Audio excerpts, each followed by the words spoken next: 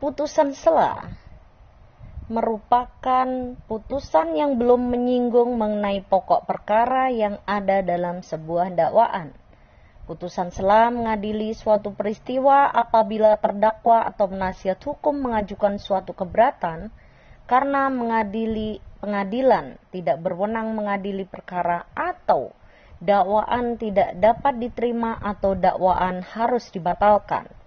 Jika eksepsi terkait kompetensi absolut atau kompetensi relatif, maka hakim akan memutus dalam putusan sela, namun ada eksepsi yang diputus bersamaan dengan pokok perkara.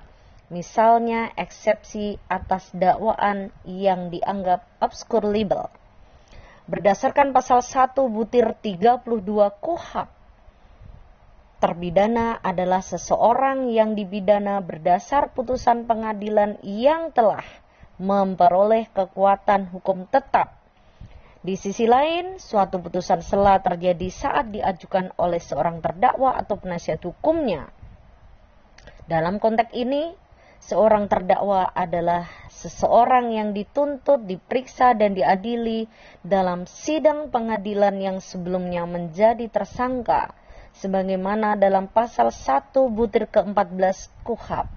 Oleh karena itu dapat disimpulkan bahwa suatu putusan sela terjadi ketika seseorang masih berstatus sebagai terdakwa, bukan sebagai terpidana.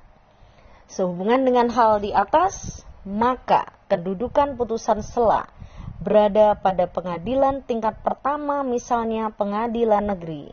Apabila seorang telah menjadi terpidana, maka yang dapat dilakukan untuk melakukan keberatan melalui upaya-upaya yang telah diatur dalam KUHP.